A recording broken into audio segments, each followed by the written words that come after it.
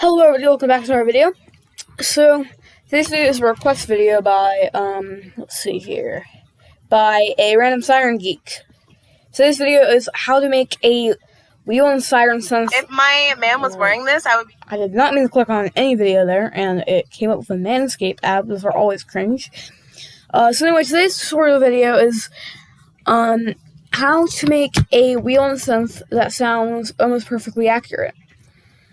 Anyway, so, also, for new viewers, if you're wondering why I'm talking weird, I'm not trying to.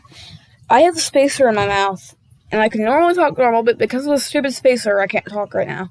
Well, I can talk, but, I can't talk normal. But anyway, here's Audacity. This is the software we're going to be using to make our synth. Let me reset my toolbars here real quick. So, take a few moments to familiarize yourself with the layout of all of your Dockers and stuff. But anyway, let's just jump straight into the tutorial. So if you want to add GTMF tones, we can do something like, let's say, we're counting code, 373.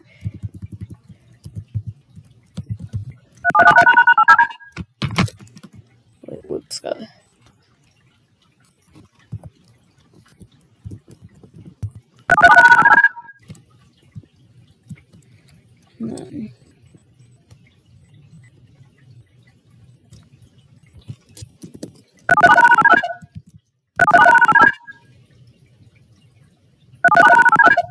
So there we go.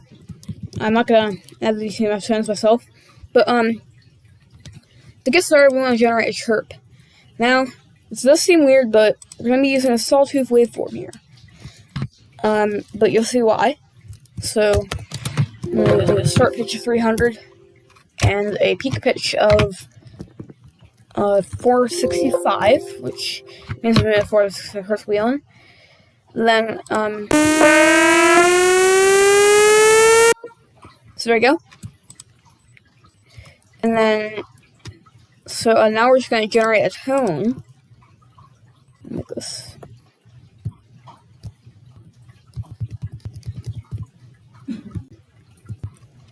3 minutes long. Oops.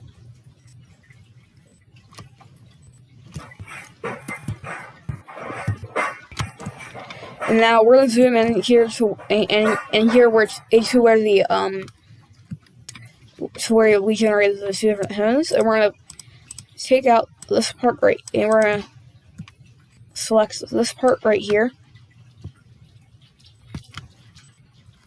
So we're left with a clean waveform. So it should sound like this now. Oh, wait, hold on, I forgot.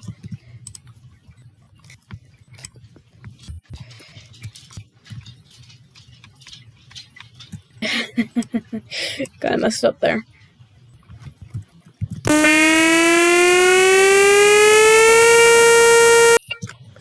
But yeah, there we go, and now let's generate the line now.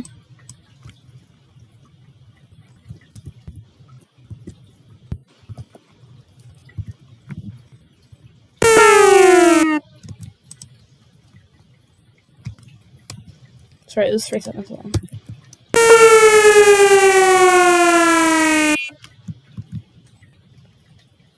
Maybe it's 2, 5, 6, 7.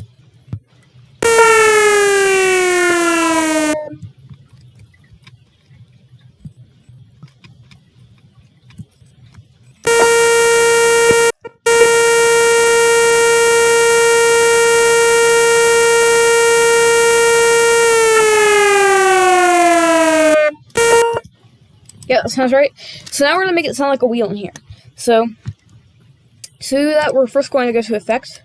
And come down here to where we see High Pass Filter and Low Pass Filter. Whoops. So, we're going to do 3000 Hertz at 6 decibels for our High Pass Filter. And then for our Low Pass Filter, we're going to do 1000 decibel and 1000 Hertz at 6 decibels. And we're just going to apply a high pass filter, a low pass filter, and then another high pass filter, and another low pass filter. And then what we're going to do is we're going to do Effect, Amplify, we're going to go to Tools, and then go to the Nyquist prompt.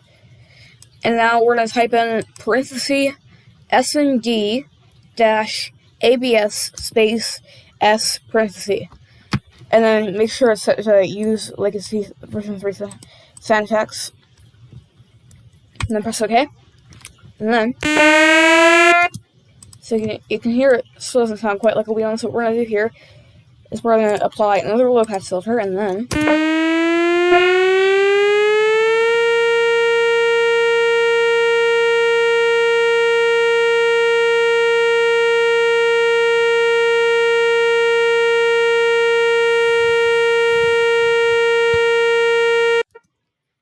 might be able to use another low pass filter. Let's see here.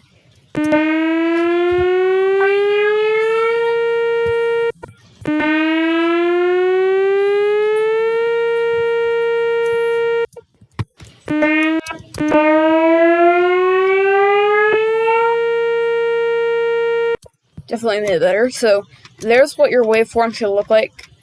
Now the reverb. So first off, before we do the reverb, we're going to generate some silence at the end. About like, oops, not 5 minutes. So that's 5 seconds. About 5 seconds. There we go. Remove the little thing there by just clicking on it. And then we're going to select everything. We're going to go to Effect. We're going to do Reverb. And then just kind of copy all these settings and then press OK.